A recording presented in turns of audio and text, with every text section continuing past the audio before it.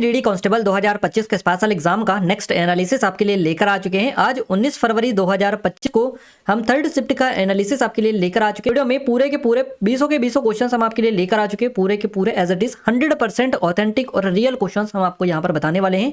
सो आप सभी से रिक्वेस्ट है कि पूरी वीडियो देखें, लास्ट तक देखें और ध्यान से देखें, क्योंकि एक एक क्वेश्चन आपको बड़े ध्यान से देखना है ना। तो आइए स्टार्ट करते हैं। क्वेश्चन पूछा गया है गाइस, पंडित बिरजू महाराज जी से क्वेश्चन बना है। पंडित बिरजू महाराज को पद्म विभूषण से कब सम्मानित किया गया था? सही जवाब रहेगा 1986 में। 1986 में इनको दिया गया था पद्म विभूषण, है ना। तो पंडित बिरजू महाराज को साल 1986 में पद्म विभूषण से सम्मानित किया गया था। एक प्रसिद्ध कथक नर्तक और कोरियोग्राफर थे ये। इनसे एक और क्वेश्चन बन चुका था, बाजीराव मस्तानी में जो के लिए इनको अवार्ड मिला था, है ना, तो उससे भी क्वेश्चन इनका बना था पंडित बिरजू महाराज वाला, तो वो याद रखिएगा।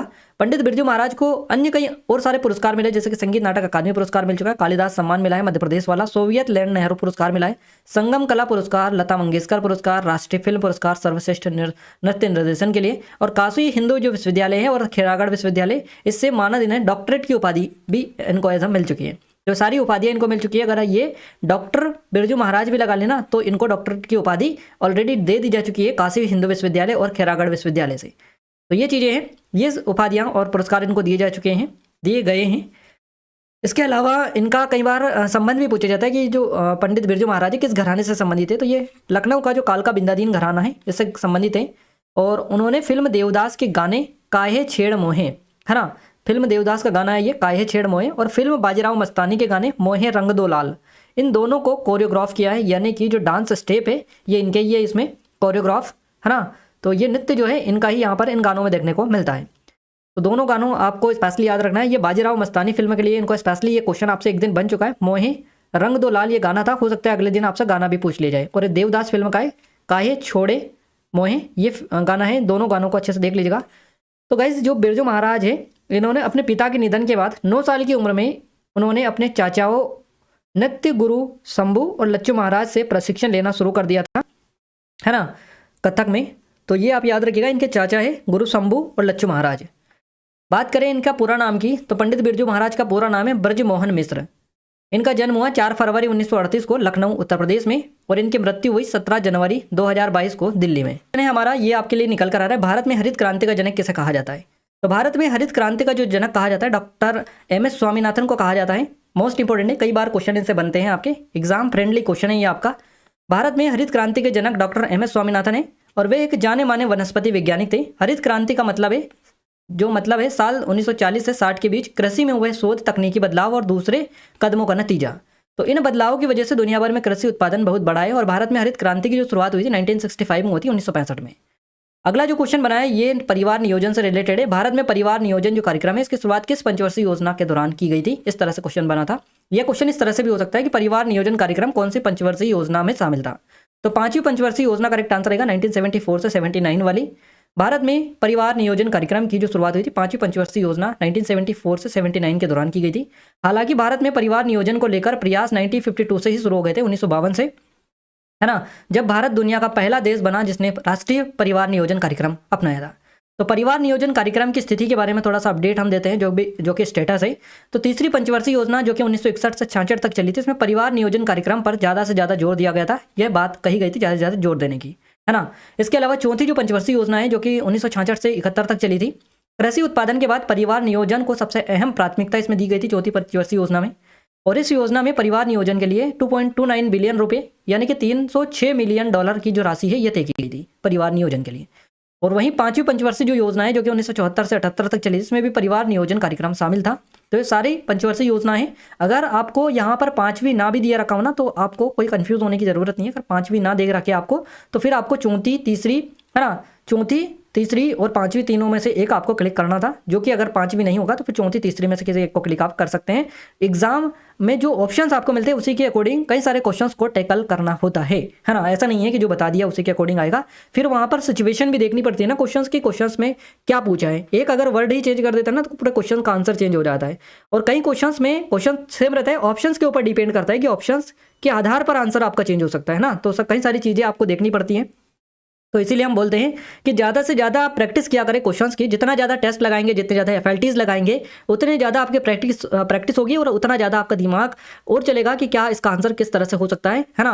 प्रैक्टिस से ही क्या होगा कि आप क्वेश्चंस को बिल्कुल कम टाइम में अटेम्प्ट कर पाएंगे और एक्यूरेसी के साथ में हर एक क्वेश्चन को आप अटेम्प्ट करेंगे। ये चीज़ें किससे होती है? टेस्ट के थ्रू होती है। टेस्ट जितनी ज़्यादा प्रैक्टिस रहेगी उतना शानदार आपकी परफॉर्मेंस भी रहेगी। चलिए अगला क्वेश्चन है, भारत में वर्तमान में जो इस्पात मंत्री है ये कौन है? तो ये है HD कुमारस्वामी। और कुछ बता रहे थे कि 2022 का डेटा के अकॉर्डिंग पूछा है कि 2022 तक भारत के इस्पात मंत्री कौन थे, तो ये भी इसका भी आंसर हम आपको बता देते। ज्योतिरादित्य सिंधिया थे 2022 तक भारत के इस्पात मंत्री, है ना। और वर्तमान में है HD कुमारस्वामी। तो भारत में इस्पात मंत्रालय के वर्तमान में जो मंत्री हैं, कैबिनेट मंत्री, इनका नाम है HD कुमारस्वामी। 10 जून 2024 से इस पद पर कार्यरत है ये। श्री कुमारस्वामी जो है जनता दल सेक्युलर पार्टी है इसके सदस्य है। और उन्होंने इस्पात मंत्रालय के साथ भारी उद्योग जो मंत्रालय है इसका भी प्रभार संभाला है। तो इस्पात मंत्रालय भारत में इस्पात उद्योग के विकास, नियमन और समन्वय के लिए जिम्मेदार है, जो देश की औद्योगिक प्रगति के लिए महत्वपूर्ण भूमिका निभाता है। तो ये चीज़ आपको याद रखना है। अगला क्वेश्चन है, भारत के किस केंद्र शासित प्रदेश में जैन धर्म के लोगों की संख्या सबसे अधिक है? अब चौंकिए मत आप, एक जगह हमें किसी ने बताया कि केंद्र शासित प्रदेश, किसी ने बताया राज्य, दोनों का हम आपको बता रहे हैं, चौंकिए मत बिल्कुल भी। भारत के केंद्र शासित प्रदेश, अगर आपसे पूछा गया है कि जैन धर्म के लोगों की संख्या किस केंद्र शासित प्रदेश में सबसे अधिक है, तो दिल्ली आपका करेक्ट आंसर रहेगा। राज्य पूछा है तो महाराष्ट्र रहेगा। किस राज्य में सबसे ज्यादा लोगों की संख्या है जैन धर्म वाले, तो महाराष्ट्र हो जाएगा। दोनों हमने बता दिया आपको। तो भारत के केंद्र शासित प्रदेशों में दिल्ली और चंडीगढ़ जो है, इनमें जैन धर्म के अनुयायियों की संख्या सबसे अधिक है। दिल्ली की अगर अपन बात करें तो यहाँ जैन धर्म को मानने वाले वालों की संख्या अच्छी खासी संख्या है। और कई पुराने जैन मंदिर और समुदाय यहाँ पर बसे हुए हैं। भारत में जैन धर्म के लोगों की संख्या सबसे ज़्यादा महाराष्ट्र में, दूसरे नंबर पर राजस्थान, तीसरे पर गुजरात, चौथे पर मध्य प्रदेश, पांचवें पर कर्नाटक है। जैन धर्म का पालन पूरे भारत में होता है। चलिए अगला क्वेश्चन है, प्रधानमंत्री गरीब कल्याण अन्न योजना PMGKAY, है ना, वर्ष 2020 में किसके द्वारा शुरू की गई थी? तो ये प्रधानमंत्री मोदी ने शुरू की थी, नरेंद्र मोदी ने। क्लियर है। तो ये जो योजना है कोविड-19 महामारी के दौरान गरीब और जरूरतमंद लोगों को निःशुल्क राशन, चावल, गेहूं प्रदान करने के लिए शुरू की गई थी। इसका नाम रखा था प्रधानमंत्री गरीब कल्याण योजना। याद रखिएगा, प्रधानमंत्री ने इसको शुरू किया था। अगला क्वेश्चन है हमारा, हिमाचल प्रदेश में कौन सा दशहरा मनाया जाता है? तो कुल्लू दशहरा मनाया जाता है। आप सभी को बताइए, नाम से ही क्लियर है। हिमाचल प्रदेश में कुल्लू दशहरा मनाया जाता है। ये जो त्योहार है 7 दिनों तक चलता है। अनोखा दशहरा है क्योंकि इसमें ना तो रामलीला होती है, ना ही रावण का दहन होता है। ये दशहरा भगवान रघुनाथ को समर्पित होता है। और ये जो त्योहार है अश्विन महीने के शुक्ल पक्ष की 10वीं को शुरू होता है। और ये त्योहार विजयदशमी के दिन जो है खत्म होता है, दशहरे के दिन। नेक्स्ट क्वेश्चन है, कौन से अनुच्छेद के तहत केंद्र और राज्य सरकारों के बीच कार्यों का विभाजन किया गया है? तो आर्टिकल 246 करेक्ट आंसर रहेगा। भारतीय संविधान का जो अनुच्छेद 246 है, इसके तहत संघ और राज्यों के बीच विधायी शक्तियों का विभाजन किया गया है। ये विभाजन 3 सूचियां जो है इनके जरिए किया गया है, जैसे कि संघ सूची, राज्य सूची और समवर्ती सूची। 3 सूचियों के तहत ये किया गया है। और इन सूचियों में उन विषयों का उल्लेख है जिन पर संसद या राज्य विधानमंडल को कानून बनाने की शक्ति होती है। नेक्स्ट क्वेश्चन जो पूछा है, ये राइबोसोम, केंद्रक राइबोसोम लाइसोसोम का काम दिया था, पूछा था कि असंगत कौन है इनमें से। क्वेश्चन का जो फॉर्मेट है ये कुछ इस तरीके से था आपका कि निम्नलिखित में से कौन सा युग्म असंगत है। अब यहाँ पर कार्य दे रखे, जैसे केंद्रक का आनुवांशिक सामग्री का नियंत्रण, राइबोसोम प्रोटीन संश्लेषण, लाइसोसोम कोशिका का पाचन तंत्र, राइबोसोम अपशिष्ट पदार्थों का नाश। तो इनमें से आपको असंगत बताना था कि चारों में से असंगत कौन सा है। तो यहाँ पर राइबोसोम जो है, अब उसमें हमें नहीं पता कि क्या असंगत था, बट यहाँ पर जो आपको 4 दिए है इसमें से राइबोसोम जो है असंगत रहेगा, क्योंकि अपशिष्ट पदार्थों का नाश यहाँ पर दे रखा है इसके सामने, क्योंकि अपशिष्ट पदार्थों का जो नाश है ये लाइसोसोम करता है ना। सुसाइड बैग ऑफ सेल बोला जाता है इसको, कोशिका की आत्मघाती थैली इसको कहा जाता है लाइसोसोम को। तो ये अवशिष्ट पदार्थों का नाश जो करता है लाइसोसोम करता है, ना कि राइबोसोम, है ना, राइसोसोम। तो यहाँ से आपको क्लियर समझ में आ चुका होगा जो हम आपको बताना चाह रहे हैं। अब आगे बढ़ते हैं हम अगले क्वेश्चन की ओर। अगला क्वेश्चन है, आत्मनिर्भर भारत जो योजना है इसकी शुरुआत किसने की? तो प्रधानमंत्री नरेंद्र मोदी के द्वारा की गई। कब की गई? 12 मई 2020 को। उद्देश्य क्या था? भारत को आर्थिक रूप से आत्मनिर्भर बनाना। घोषित पैकेज इसका कितना था? आत्मनिर्भर भारत योजना का 20 लाख करोड़ रुपए, भारत की GDP का लगभग 10%। और मुख्य क्षेत्र क्या है इसमें? तो मेक इन इंडिया को बढ़ाना या बढ़ावा देना, MSME जो उद्योग है यानी कि सूक्ष्म लघु और मध्यम उद्योग, इसका विकास करना, स्थानीय उत्पादों और उद्योगों को सशक्त बनाना, रोजगार के नए अवसर पैदा करना, ये सभी जो आते हैं ये आपके इसके मुख्य उद्देश्य में आते हैं, किसके? आत्मनिर्भर भारत योजना के। अगला क्वेश्चन है, लॉर्ड हार्डिंग की जो हत्या है इसका प्रयास किसने किया था? लॉर्ड हार्डिंग की हत्या का प्रयास का प्रयत्न किसने किया था? इस तरह से क्वेश्चन पूछा गया। तो रास बिहारी बोस और मास्टर अमीर चंद्र के नेतृत्व में बसंत कुमार विश्वास ने किया था ये काम, है ना। जो बम फेंका था ये इन्होंने ही फेंका था। किसके नेतृत्व में? तो इन दोनों के नेतृत्व में, रास बिहारी बोस, मास्टर अमीर चंद।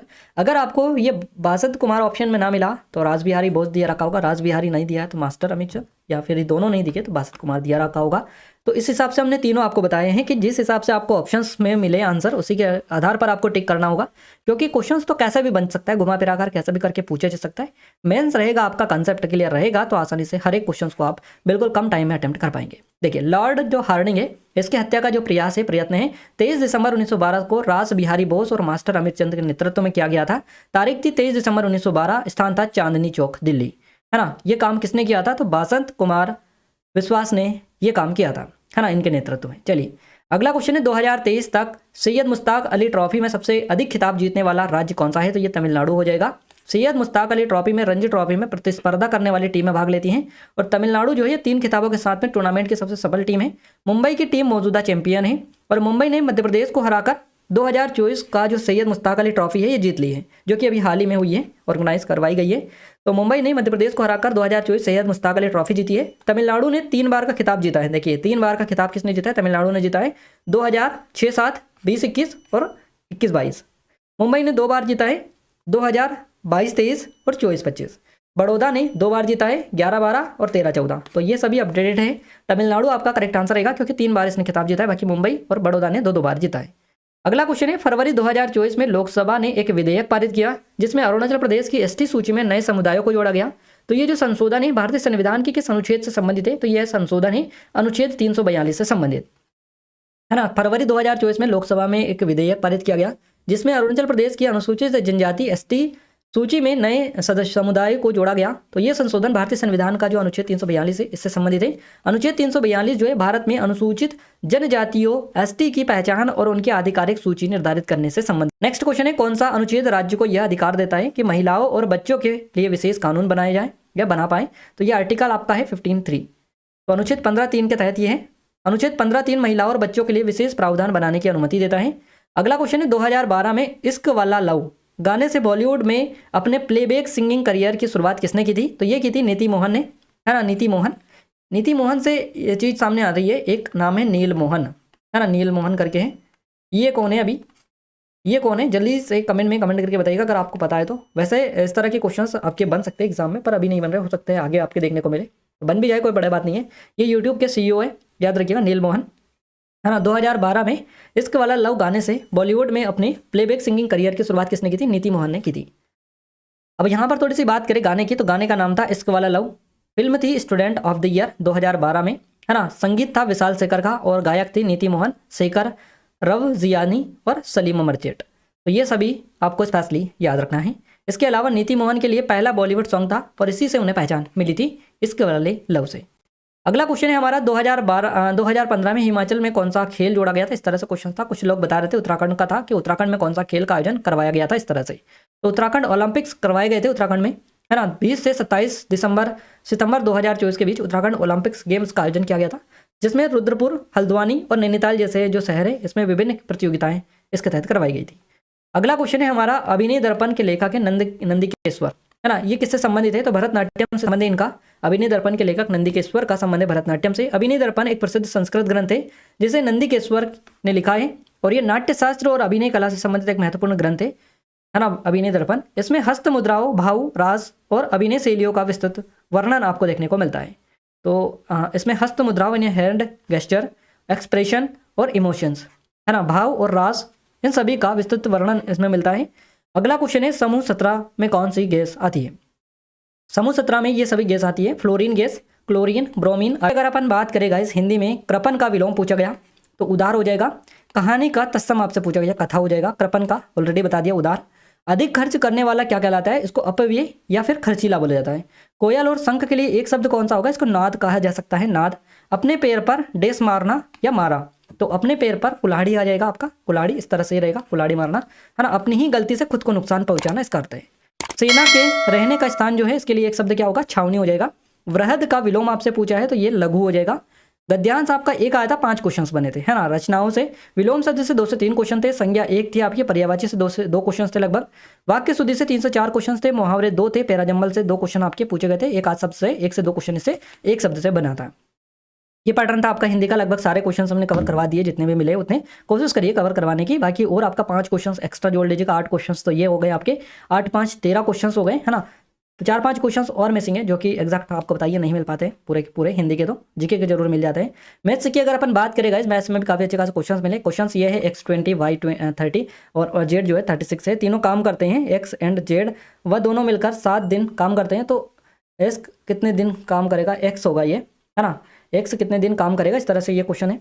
एक था कि 3500 मार्क प्राइस की चीज़ है 2800 में बेची, छूट प्रतिशत आपसे पूछा है यहाँ पर, है ना। तो ये पढ़ सकते हैं आप। ये 1250 का है पर स्केडा के दर से 400 आम खरीदे जाते हैं और 900 RS के लाभ पे दिए जाते हैं, है ना। तो पर दर्जन आम का सेलिंग प्राइस कितना होगा, इस तरह से आपका ये पूछा है। और यहाँ पर किसी वस्तु में 22.5 की वृद्धि कर दी जाती है, तो ये वृद्धि वाला वगैरह से क्वेश्चन है आपका, खर्च वाला, है ना। ये क्वेश्चन एक से है 20 डेज वाला। और ये क्वेश्चन आप देख सकते हैं 1218 RS की राशि जो है, पहले बंदे का जो नाम है मनोज था और दूसरे बंदे का नाम इनको एग्जैक्ट याद नहीं है, क्रमशः करके था। 18 साल और 19 साल होने पर समान राशि मिलती है, तो 10% CI लगाने पर, और इस तरह से SICI का क्वेश्चन है ये आपका। एक व्युत्क्रमानुपाती आप पूछा है आपसे, ये है ना, ये परसेंटेज वाला क्वेश्चन है। तो ये इस तरह से क्वेश्चन आपके एग्जाम में पूछे गए हैं, आप पॉज करके देख सकते हैं और समझ सकते हैं किस टाइप का क्वेश्चन है, पैटर्न को समझ सकते हैं। क्लियर है।